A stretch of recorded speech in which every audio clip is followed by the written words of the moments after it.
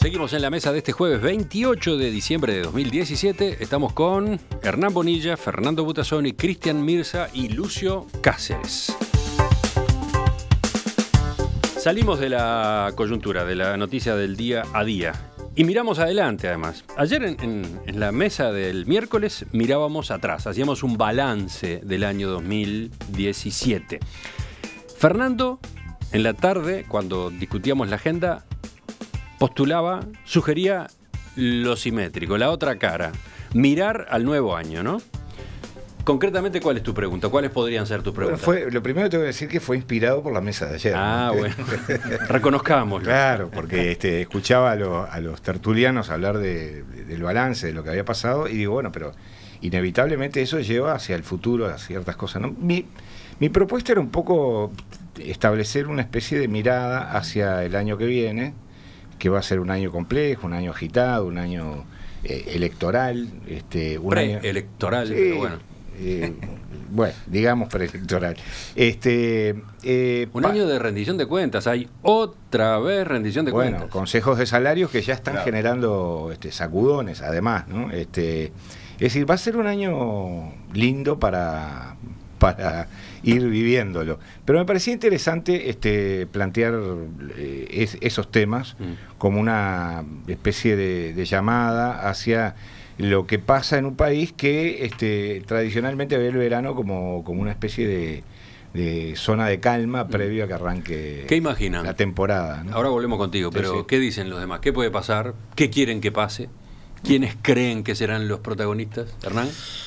Yo lo que veo es que me parece que van a seguir algunas de las cosas que hemos visto en la primera mitad de este gobierno, que yo lo pondría en la parte de los temas que a mí me preocupan, que es el bloqueo por la forma en que funciona el Frente Amplio con mayoría parlamentaria y que toma las decisiones, como pasó ahora con el caso de los cincuentones, pero la solución general, que es que se llega a una solución interna y eso es lo que se vota. La oposición está con la ñata contra el vidrio y no puede hacer prácticamente nada, más allá de interpelar o presentar propuestas, pero que nunca le llevan el apunte, y que eso bloquea el avance que el país necesariamente tiene que tener en algunos temas fundamentales.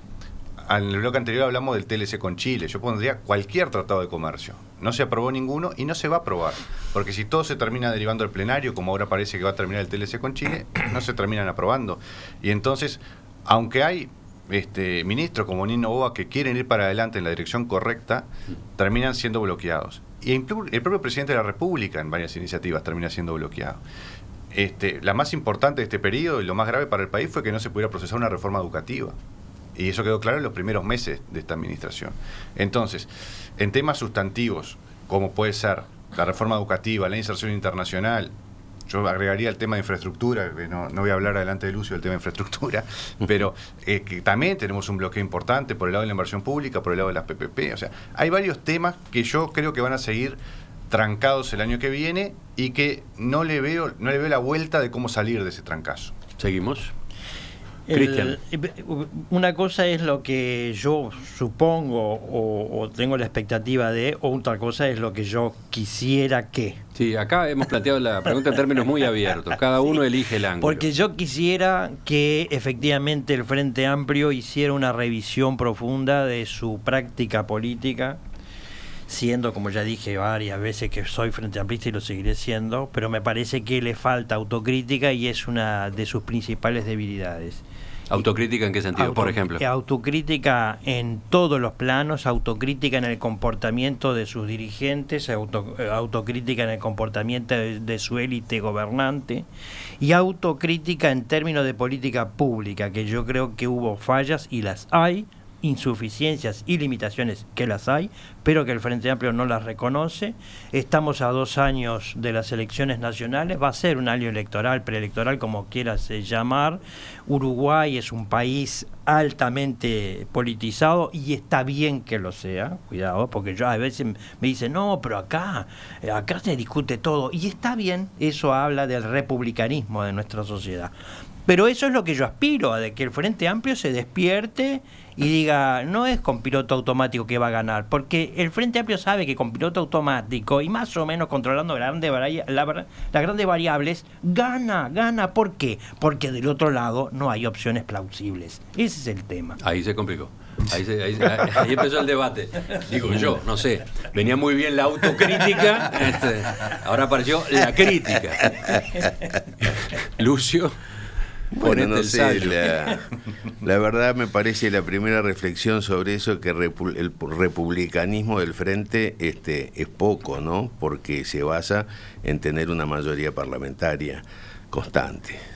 O sea que discusión poca, más bien mano de yeso. Ahora vuelve a estar cuestionado, Republicanismo, ¿no? Creo que es otra cosa justamente, y creo que es lo que identifica al Partido Colorado en su esencia, un concepto muy evolucionado y poco, hoy en día, con poca cotización en la bolsa.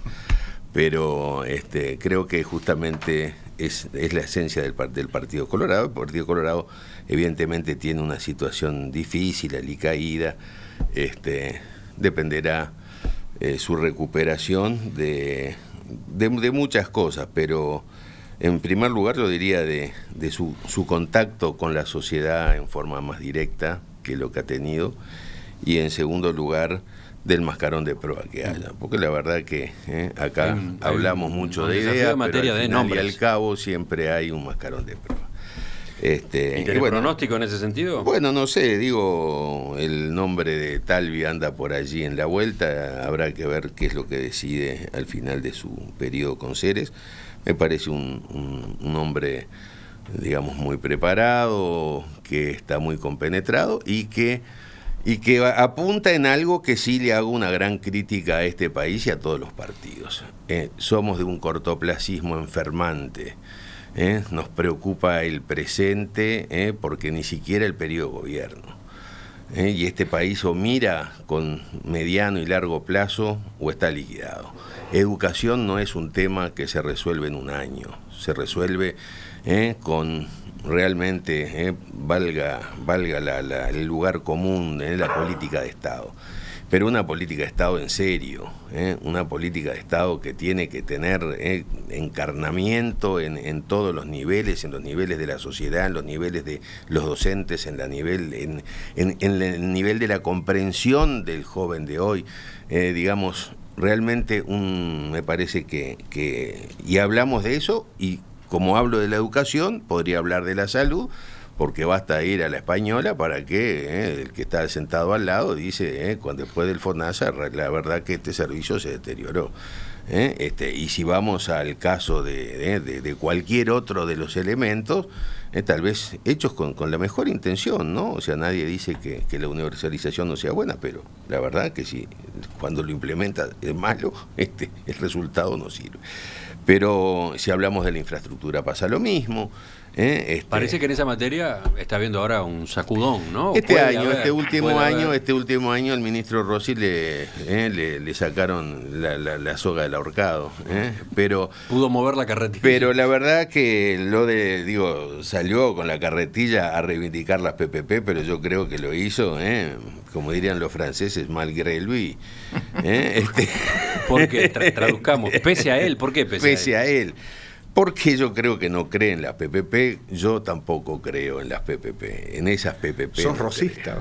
No, yo no creo que son formas, son formas de emergencia que se toman en donde hay algún área postergada que no se puede atender con los recursos normales, y entonces se viene a buscar un endeudamiento carísimo. Una PPP cuesta normalmente de entre 2,5 y 3 veces más de lo que costaría si eso mismo se hace con un endeudamiento con un multilateral. Entonces, la verdad... ¿Esa es la cuenta? Esa más o menos. ¿Vamos a repetirla? ¿Cómo es? Entre 2,5 y 3 veces lo que cuesta si uno tomara un préstamo de un multilateral y un préstamo del BID, por ejemplo, un préstamo del Banco Mundial. Uno le está transfiriendo, empecemos, en la PPP uno le está transfiriendo al privado todos los riesgos.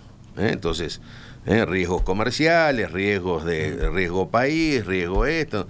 riesgo financiero. El señor tiene que tomar un crédito. ¿Lo va a tomar a qué tasa? La tasa que le da el sector privado a una empresa que va a hacer un emprendimiento de infraestructura en un país que tiene cierta, digamos, estabilidad inestable. Bueno, digo, todos esos elementos que hacen, aumentan riesgo que aumenta agrega costo. Después viene el banco, que a su vez también hace su propio análisis de riesgo. Y después todavía vienen las calificadoras de riesgo, y vienen los estudios jurídicos y la no sé cuánto, y los y todo eso termina costando 2 veces y media. Entonces, ahí hay un pasivo contingente que se está generando hacia el futuro, que como no se contabiliza en la cuenta del fondo, lo que estamos teniendo del Fondo Monetario Internacional. Esa es la ventaja, entre comillas. Claro, entonces como no se contabiliza, la tenemos afuera. Ahora, si tenemos intención de pagar, que se supone que será así, cuando es el momento que pagar, vamos a pagar entre 2,5 y 3 veces más caro. Fernando, ahora te toca contestar tu propia pregunta. Sí. Llegamos al final de la rueda, de la primera rueda por lo menos. Yo no soy muy optimista con respecto al panorama político en general del año 2018, porque creo que va a ser un año muy marcado por las coyunturas y por el cortoplacismo, como decía Lucio. Antes de entrar a la mesa estábamos conversando con él yo creo que hay 3 o 4 temas que pueden perfectamente ser deberían ser temas de consenso, no solamente de consenso entre los partidos políticos, sino incluso a nivel social y entre los actores económicos, que son temas de una enorme importancia estratégica para el Uruguay. Yo lo he dicho muchas veces en este micrófono, el tema demográfico, por ejemplo, que es desesperante, no solamente la situación demográfica, sino la parálisis, la inoperancia que tiene el conjunto del Estado y el conjunto de la sociedad con respecto a un tema en el que nos va nada menos que la existencia como nación. Vamos a irnos diluyendo en el polvo, vamos a dejar de ser. Parece que nadie tiene conciencia de eso, cuando en realidad hay, digamos, políticas, hay acciones que se pueden tomar y que yo creo que se podrían tomar con el consenso de todos, destinados a que dentro de 30 o 40 años no haya 2.800.000 uruguayos mayores de 50 años, sino que haya una población más o menos equilibrada. Problema que tienen muchas sociedades desarrolladas, con la diferencia de que han pensado acciones para revertir esa situación, y Uruguay no lo hace. Eso es uno de los temas, pero hay otros temas que también se pueden. Y me parece que por otro asunto, que yo también lo he planteado aquí, que es el bajísimo nivel general, salvo excepciones, que tiene, por ejemplo, el Parlamento, tanto los diputados como los senadores, bajísimo nivel intelectual de los miembros de las dos cámaras, es un tema que a nadie le preocupa. Están en las discusiones cotidianas de temas que pueden tener más o menos relevancia, pero que también los resuelven mal en general. Leyes que están mal, oposición a leyes que están mal planteadas, demoras innecesarias, encajonamientos de procesos. Es decir, creo que hay una problemática muy seria que no va a tener una solución, yo no la veo por lo menos, ¿no? Porque va a entrar inmediatamente la dinámica y lo pongo entre comillas, electoral. Entonces los cálculos van a ser cada vez más chiquitos. Te olvidaste, o me parece, se olvidaron de otra dinámica que viene en más de un mensaje de la audiencia. Carolina, por ejemplo, pregunta, ¿y el Mundial? No se olviden del Mundial.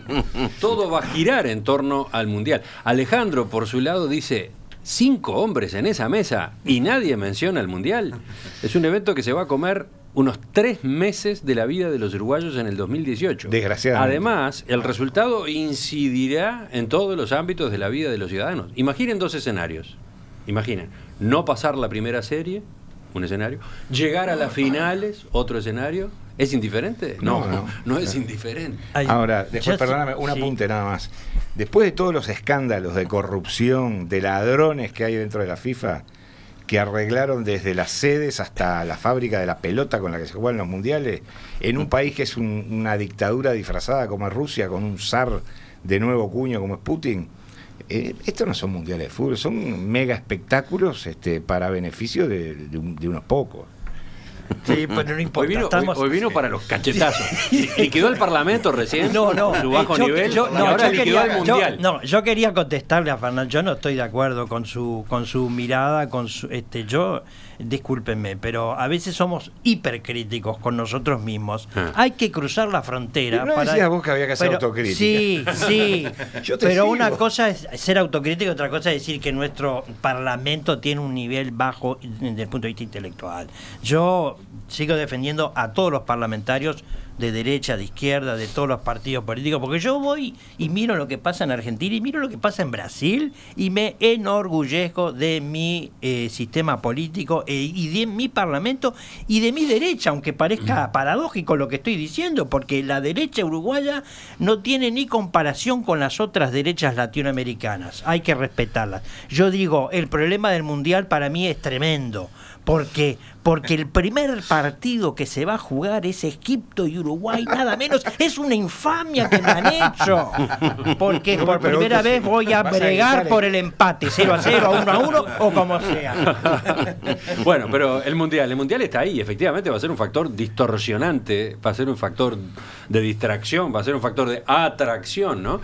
Fíjense que hace unos días, por ejemplo, el intendente de Cerro Largo, Sergio Botana, cuando confirmaba que este grupo de intendentes wilsonistas va a formar un movimiento y que va a llevar un precandidato propio a la interna del Partido Nacional, decía: lo vamos a resolver después del Mundial. Después del Mundial. Bueno, en muchas cosas se está planteando eso, ¿no? En la interna de varios partidos hay decisiones que se están postergando para después del Mundial. La elección pasada... Patear la pelota para adelante. La elección pasada, capaz que alguno se acuerda, la fórmula del Partido Nacional se anunció un día antes que empezara el Mundial, porque si no después no iba a tener atención. Siempre hay problemas el Mundial marca un poco la agenda. Yo, dentro de las cosas que, yendo al lado de lo que nos gustaría que pasara el año que viene, a mí me gustaría que retomáramos un poco una cosa con la que muchas veces somos muy autocomplacientes, que es las relaciones institucionales, republicanas, la relación entre los partidos, el clima civilizado que tenemos de debate, que yo creo que lo hemos ido perdiendo. Lo vamos perdiendo de a poco, pero lo vamos perdiendo. Hace poco teníamos dos ejemplos muy claros en la región, ¿no? Argentina, que es un desastre, se tiran piedras, se gritan, se arrancan los micrófonos en el Parlamento. Por suerte estamos lejos de eso acá, pero también estamos lejos de Chile. Es inimaginable en Uruguay la elección que viene que el candidato que pierda vaya a la sede del que ganó a felicitarlo y salgan juntos con una bandera de Uruguay de fondo, ¿no? Entonces, guarda también con ser autocomplacientes, y me gustaría ver gestos de todos los partidos en aras de actividades, acuerdos, no digo acuerdo de política de Estado, porque eso no va a pasar, estamos también lejos de eso, pero por lo menos gestos, que se puedan reunir Tabaré Vázquez con la calle Pou, que en el Parlamento debatan temas y el gobierno acepte una idea de la oposición. Está interesante otro de los ritos chilenos en el día de las elecciones, en la noche de las elecciones, eso de que hablan por teléfono el presidente con el presidente electo, y esa conversación la escucha todo el país, ¿no? Se televisa. Hace varias elecciones que hacen eso. Acuerdan desayunar juntos al día siguiente. También Piñera se reunió con los expresidentes, con los ministros. O sea, a mí me gustaría ver eso en Uruguay también. Comparto, realmente me gustaría. Pero creo que el año va a ser un año de acomodar los zapallos arriba del carro. Ese creo que es hablándolo en popular, es esa. Creo que tenemos que esperar que se van a acomodar muchos zapallos arriba del carro en todos los partidos. Cuál será el rol de Astori dentro del frente, cuál será el rol de los demás, cuáles son las candidaturas que se concreten de todos los aspirantes a candidatos, de pretendiente, una vacante.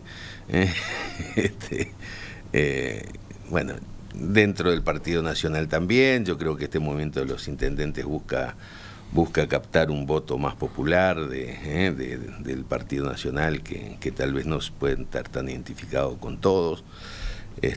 Creo que me parece que es una estrategia del Partido Nacional para ampliar su espectro de llegada. Para que la interna resulte más atractiva. Claro, esa es una de las ideas, ¿no? Y bueno, y en el caso del Partido Colorado también me parece que habrá algo. Creo que los que no tienen problemas son el Partido Independiente, ¿eh? La verdad que... Vaya uno a saber, ¿no? No, yo Siempre hay espacio para la división. Y el partido de Novi, que tampoco tiene mucho Hay el problema, Partido de la Gente. El Partido de la Gente que el está partido ahí. de la Está gente ahí. y las consultoras. Y la consultora. No, yo quería hacer un último apunte a propósito de lo que decía Lucio hoy, y es que, vuelvo a reiterar lo que lo he dicho varias veces, que a mí me parece muy importante aspirar por parte de toda la ciudadanía a un fortalecimiento del Partido Colorado. Creo que el Partido Colorado es un capital político que tiene el Uruguay que debería sostenerse, digamos. Te veo muy preocupado por el Partido Colorado Sí, últimamente. sí, No entiendo por qué, Fernando. Bueno, no porque yo sea colorado ni porque aspire a ser colorado, eso está clarísimo, sino porque creo que es un partido que le ha proporcionado al Uruguay en más de una ocasión soluciones e ideas y renovaciones desde el punto de vista social, desde el punto de vista de la dinámica social, de la dinámica económica, y que su declive, su ocaso, por decirlo de alguna manera, perjudica ese equilibrio político que le hace bien a la sociedad en su conjunto, y yo creo que le hizo mucho bien al Frente Amplio, curiosamente. Es decir, el Frente Amplio nace además no solamente con una parte de ex integrantes del Partido Colorado muy destacados, sino además como una renovación para enfrentar esas ideas que gobernaban en el Uruguay, salvo excepciones, durante mucho tiempo. Entonces, al no tener contrapuntos adecuados, se empobrece la vida de los partidos y se empobrece la vida de la República. ¿Ibas a agregar algo, Cristian? No, yo no estoy preocupado por el Partido Colorado, porque el Partido Colorado, como lo dijo César Aguiar, es un partido que está en vías de extinción y va a quedar reducido a una proporción minoritaria, marginal. El problema es que el Frente Cristian Amplio vino- no entiende que está llamado a asumir el rol de partido de Estado que tuvo el Partido Colorado durante tantísimas décadas. No entiende que está llamado a justamente asumir ese rol. Sería dramático. Ese rol. Mirá cómo te mira Ahora Lucio. tuya, Lucio. No, yo lejos de pensar que está en extinción, creo que el Partido Colorado, insisto, el Partido Colorado es la República y el tema es que en algún momento la sociedad extrañará la falta de república y empezará a tomar, y yo creo que ya lo está pasando.